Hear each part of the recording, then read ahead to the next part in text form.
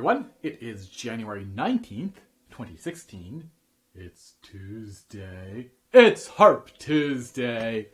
And here we are, continuing my look at my own fantasy on Greensleeves, the lever harp version. So that was Variation 2, which is where we stopped last week. And I just want to talk a little bit about this. So it's kind of fun. It's very much a pattern-based variation. So in this case, we've kind of come completely away. And this is often what happens with variations, right? So we had the theme, Variation 1. You heard Greensleeves, but it's a little bit pulled around, a little bit distorted, as it were, perhaps, or moving further afield. And then now, Variation 2, we're going even further afield. So it's the same chord structure, and you can kind of hear Greensleeves in there a little bit, but we don't really hear the tune anymore. And then eventually we come back and hear the tune again. So, and in it, we're kind of trading hands back and forth. In this one, it's a steady stream of 16th notes. It goes on and on and on and on. And most of the time, the left hand is playing a single note, and the right hand is playing a third, which is the name of a chord when you have one string in between the two fingers. And thirds can be a little bit hard to make smooth and legato on the harp. So one thing to think about when you're practicing slowly is to think about some wrist movement to get up and away from the strings and relax. So that idea of hinging at the wrist that, will move like this, right? So that we're not going from side to side. We're just going back and forth with the wrist, right? So that it's as if a string is pulling the knuckles up and away.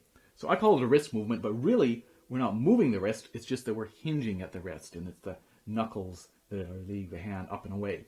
One of the things to remember when you're doing that is still closing down towards the palm and not wanting to curl the fingers up, because the back of the hand is moving up, but the fingers are still going down.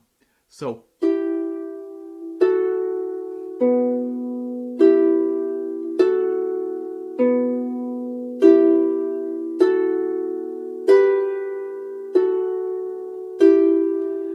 as it goes faster, and you probably can see in that video, I probably do very little, if any, wrist movement during the faster sections. At the end of each group, when I have some chance, maybe I might do a little bit of a raise there, but not in the... But I'm still thinking of that idea, and I think it's a great way to practice it when you're practicing it slowly, just to try and get it as relaxed, as sounding as good as possible, and as legato as possible, as flowing as possible. So we go along, and noticing the patterns, and also thinking about how you want to phrase it, right? So because it's this long stream of notes, it's like this long thread, and what are we doing? Are we getting a little bit more intense, a little louder? Are we backing off a little bit? We can play around with the tempo as well as the volume, right?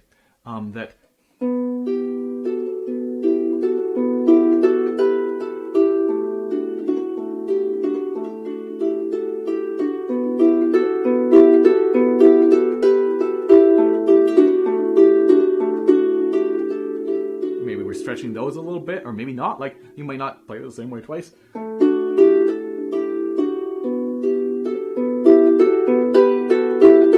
That spot, right? It's different than we've heard, and it's leading us into something else, and that to me definitely wants to crescendo and maybe get a little bit faster, right?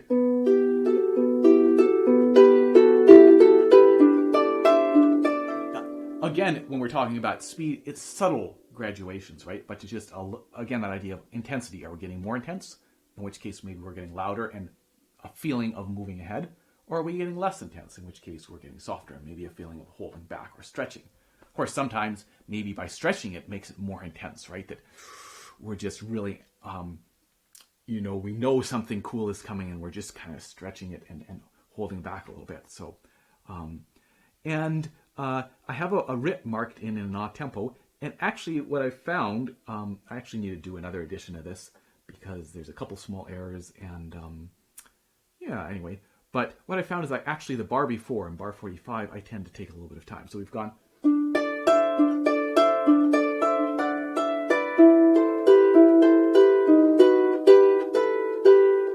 this, where we have that repeated B on the top, on the thumb, and the bottom note underneath the thumb keeps changing,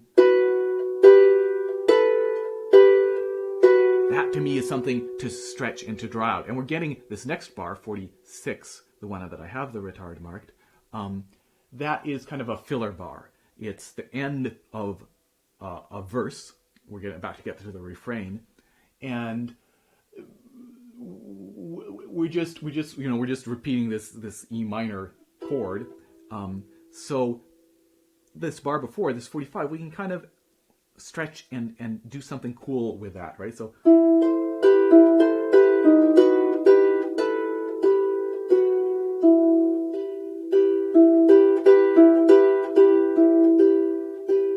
and now here we are, fresh start, a little bit of a breath. You might put a little comma there, a little breath marking, right? Oh, sorry.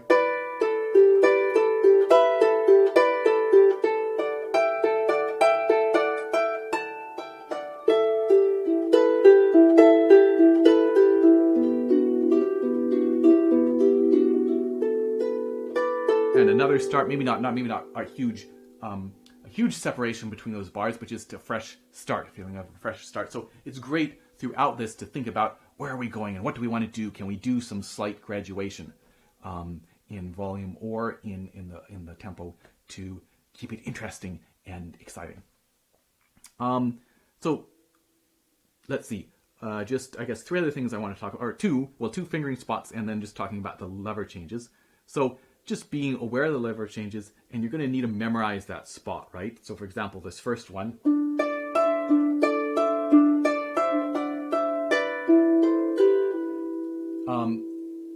at least for me, I don't really have time to go back, check where that left hand is going after it's changed the lever, and then find it. So I have to know I'm going to this E, right?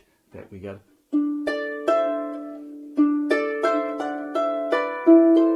And now, for me at least, I feel free to go back and read the page, but being aware that those spots in particular, I mean, maybe you memorize the whole piece, great, but those lever changes in particular, it's going to be a lot easier if you memorize it so you can watch the hand and, finding the correct lever and doing those changes.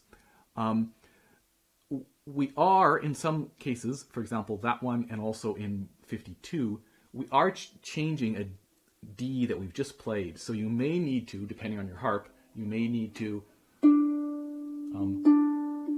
maybe just gently muffle it as you go up to change, however it feels comfortable. So just be aware of that, or trying to change at the last minute and then find the next note. So that's one of the difficult spots in this piece, or in this variation. And then I want to talk about bar 44. So as I say, most of the time we're just playing these thirds, just playing them and coming off, right? With the left hand playing single notes. In bar 47, we have this idea of we'll play a third and then a single note, and we're going to start with 1 and 2 plus 3 in the right hand, play this, and then play 3. So that may or may not feel a little bit hard to do when you first try that. But of course, it's a great thing to be able to do, that finger independence, and is not too difficult as you practice it. But in 44, we have a section that this pattern, it's easy if you can do it, but if you've never done it, it's quite difficult. So it's this idea of placing 4, 3, 2, 1, playing 4 and 2, and then playing 1 and 3. So that's once it's playing 4 and 2, right? Once we get to 1 and 3, no problem. But it's playing 4 and 2 together, right? Not having one of them come before the other, but right at the same time with 1 and 3 on the strings. And the advantage of doing that is we don't have to jump quite as much and no risk of buzzing because everything's placed. And it's great practice for finger independence. So, just practicing, placing that. Can I play 2 and 4 at the same time? And you may want to work into it by playing 4 and then 2.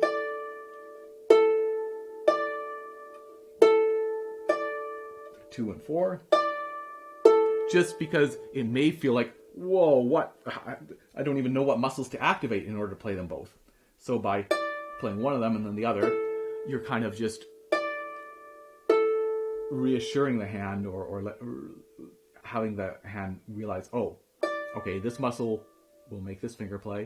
This command, this is the signal my brain has to send.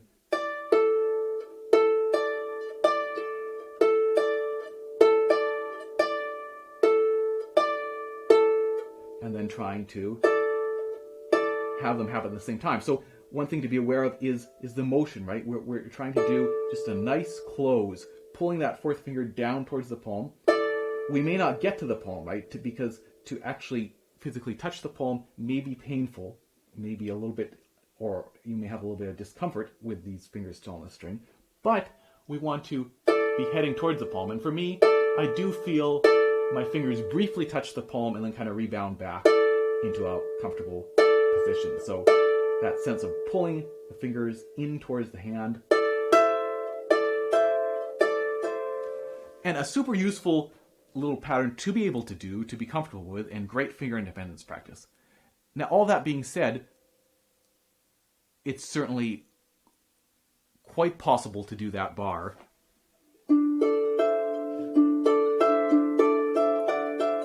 with just 1 and 2. I wrote this finger in because for me, this is just as easy as 1 and 2, if not easier. I mean, it is easier. But if you find that, you've never done this before and you're struggling with it and you just want to play the piece, there's nothing wrong with doing it with 1 and 2. I think there are some slight advantages in terms of the fingering to do that, the 2, 4, 1, 3.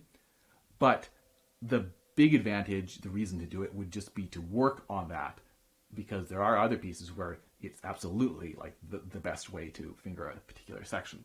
So is a practice thing, great. But if you find that it's just really frustrating you and it doesn't seem to be working, obviously feel free to finger it 1, 2, 1, 2, and that will work just fine. So there we have variation 2, and next week we'll be back with variation 3. Haha, lots of lever changes. Exciting. See you in a week. Cheers.